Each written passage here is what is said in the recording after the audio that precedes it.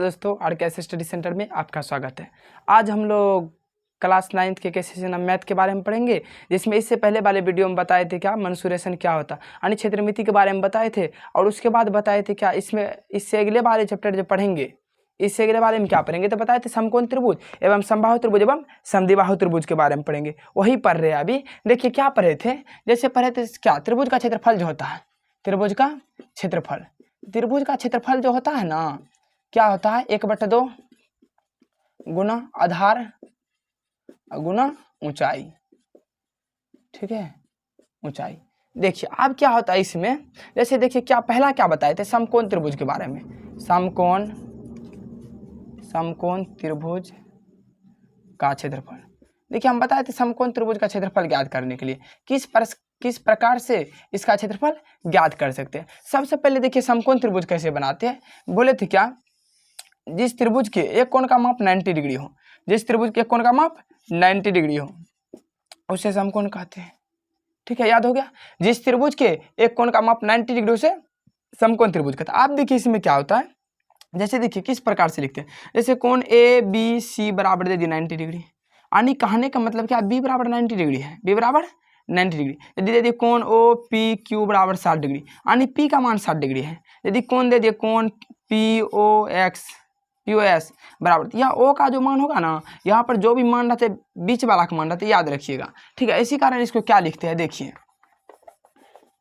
जैसे क्या हो गया, यहाँ पे क्या दिया है, देखिए सबसे पहले देखिए क्या दिया है, लिखेंगे सबसे पहले क्या, यह त्रिभुज जो है समकोण त्रिभुज, लिखेंगे समकोण त्रिभुज, लिखेंगे सॉल्यूशन समकोण त्रिभुज ABC में। ठीक है, यह सबसे पहले यह समकोण त्रिभुज ABC है, वही लिखे समकोण त्रिभुज ABC में।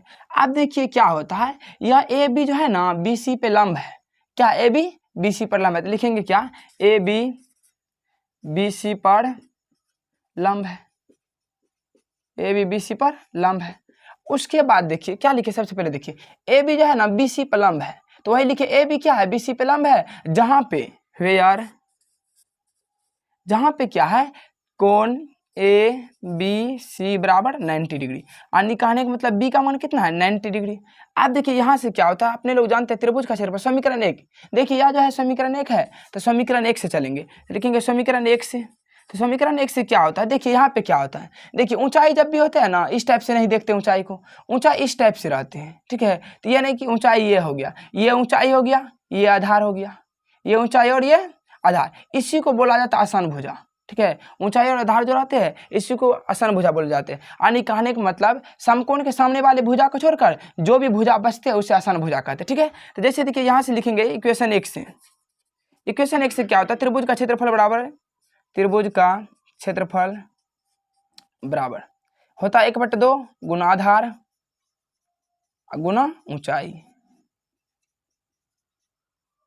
देखिए यह जो होता है ना, या त्रिभुज को इससे सूचित करते हैं, इसको बोलते हैं डेल्टा, इसको क्या बोलते हैं, डेल्टा। याद रखिएगा त्रिभुज को, हाँ यह क्या लिखे है, इसका मतलब डेल्टा भी हो सकता है। ठीक है, तो इससे पहले बताए है डेल्टा, यानी त्रिभुज का क्षेत्रफल बराबर होता है 1/2 गुना आधार गुना ऊंचाई। तो आधार का मतलब देखिए क्या होता है, धरातल, यानी कहने का मतलब भूमि। भूमि क्या है यहाँ पे, तो भूमि क्या है, BC भूमि है। तो आधार क्या हो गया, 1/2 गुना आधार BC है, तो लिखे BC गुना ऊंचाई क्या है, देखिए यह ऊंचाई हो सकता है, नहीं हो सकता, काहे कि ऊंचाई टेढ़ा नहीं रहता है।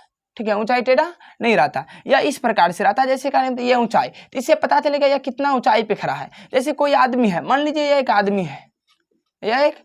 है, यह जब खड़ा है तो इससे क्या पता चलता है कि यह आदमी कितनी, कहने में तो इसकी हाइट कितनी है। यदि इस प्रकार से खड़ा रहेगा तो इसकी हाइट पता करने में थोड़ा दिक्कत होती है, इसी कारण इस प्रकार से ज्ञात करते हैं। यह आधार हो गया तो यह ऊंचाई हो गया, तो लिखेंगे BC गुना ऊंचाई AC।